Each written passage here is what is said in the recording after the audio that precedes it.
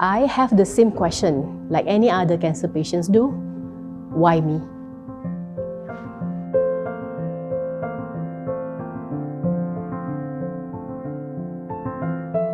I was diagnosed with breast cancer, stage 1, type HER2 positive, back in 2022.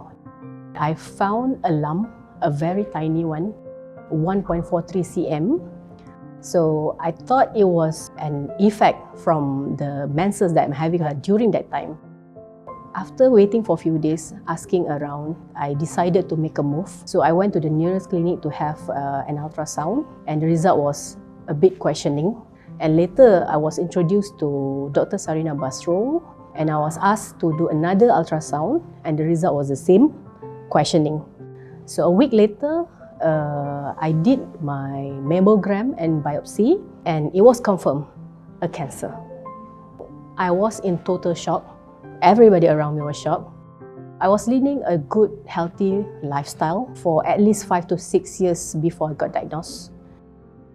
It didn't run in the family. It is terrifying to know that you have the most chronic disease in the world. But I think walking in the dark is far more frightening.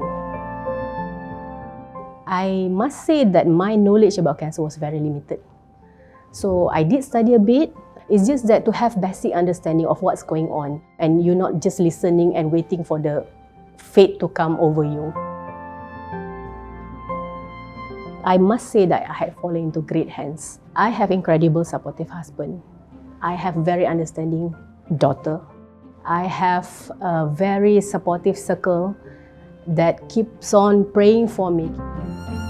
When I got introduced to Dr. Masura, after a few sessions with her, I must say she's very warm. Whenever I ask questions, she answered.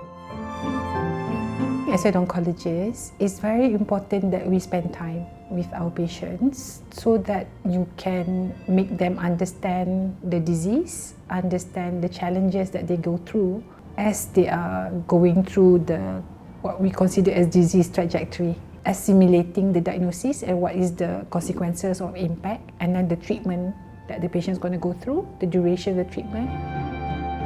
I did lumpectomy and followed by the treatment regime. So I was blessed with 6 times chemotherapy, 15 times radiotherapy, and 18 times targeted therapy. It's a lovely ride. The treatment wasn't easy. I don't want to lie to anyone. The chemotherapy was hard. Dealing with the side effects is another story. The side effects is okay, bearable. The stigma about cancer treatment is that a patient will be like, lying on the bed and not being able to do anything, and that is actually so wrong. There's always a lot of people around us that are going to advise us on this, that, what to do, what not to do. Just take your time to understand all the information. Go along with the treatment, because nobody knows who gets what and who's going to experience what, right?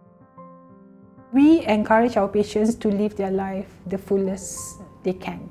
So when they are going through treatment, we try to make it much easier for them.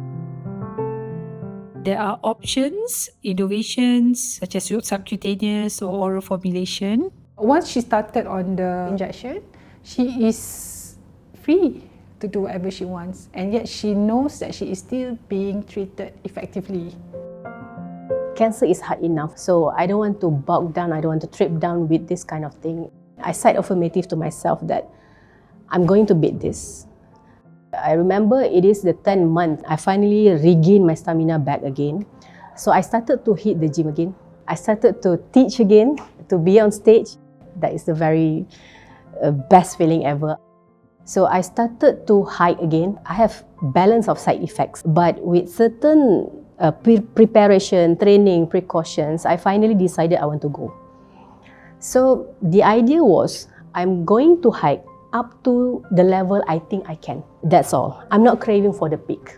What was happening is, Gunung Rinjani is an inactive volcano. The track was made of small stones, rubble-like. I was telling myself, okay, why don't I just vibe in until the level I can? And finally, I reached the top. I was very contented. It was massive to me. So I take it as a metaphor of the life I'm living right now. I hope that one day cancer will never be haunting anyone anymore.